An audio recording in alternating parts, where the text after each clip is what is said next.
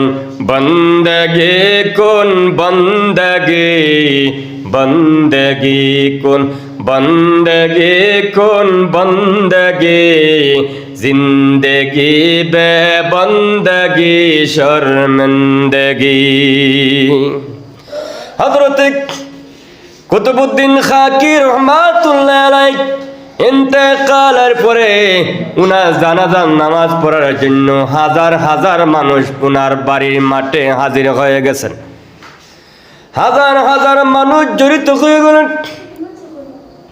এমন সময়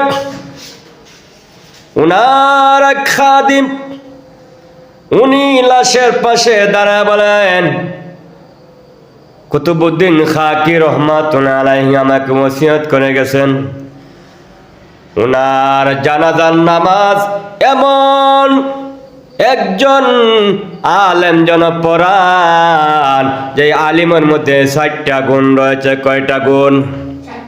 আরো যেরকম কয়টা গুণ?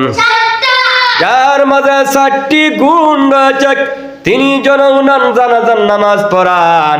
এক নম্বরে গুণ হলো যে লোকে জীবনে জামাতে নামাজে কোনোদিন তাকবীর উলা ছুটে নাই।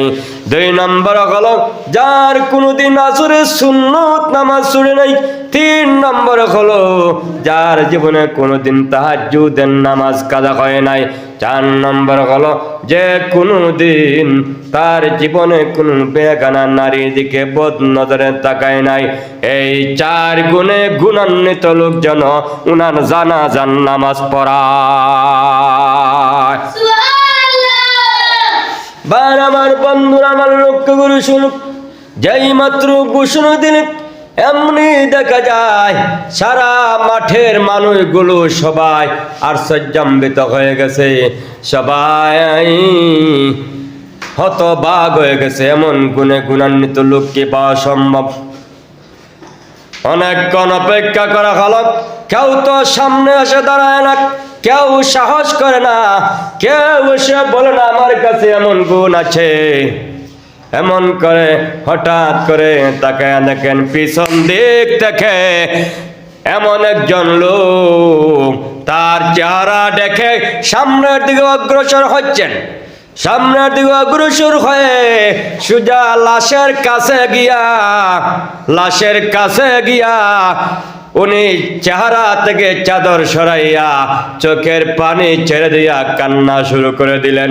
কানতে কানতে বললেন, রে কুতুবউদ্দিন বখতিয়ার খাকি রহমাতুল্লাহ আলাইহি, তুমি তো দুনিয়া থেকে চলে গিয়েছ, কিন্তু আমি তো এখনো দুনিয়া থেকে চলে যাই নাই। আমি যে ৪টি গুণ অর্জন করেছি, এই ৪টি গুণ একমাত্র আল্লাহ ছাড়া পৃথিবীর দ্বিতীয় আর কেউ জানে না।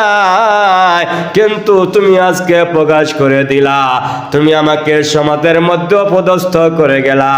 এমনি উনি লোক সম্মুখে সবাইকে সম্বোধন করে ঘোষণা দিলেন, আমি আল্লাহ রাব্বুল আলামিনকে সাক্ষী দিয়ে বলতে পারি, আল্লাহর কসম রে এই ৪টি গুণ আমার মধ্যে রয়েছে। এমনি লোকেরা সবাই আশ্চর্য হয়ে গেল। আর উনি জানাজার নামাজ কমপ্লিট করলেন।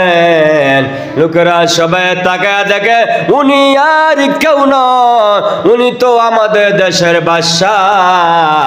উনার নাম হলো শামসুদ্দিন আলতামাস। এমন একজন বাদশাহ হয়ে যদি আল্লাহর বন্দেগী করতে পারে, শত ব্যস্ততা থাকার সত্ত্বেও যদি আল্লাহর বন্দেগী করতে পারে, আমরা যারা যে পেশায় নিয়োজিত আছি, যারা যে চাকরিতে নিয়োজিত আছি, ব্যবসা বাণিজ্যের মধ্যে নিয়োজিত আছি, ইচ্ছা করলে কি আমরাও আল্লাহর বন্দেগী করতে পারি কিনা? পারি না।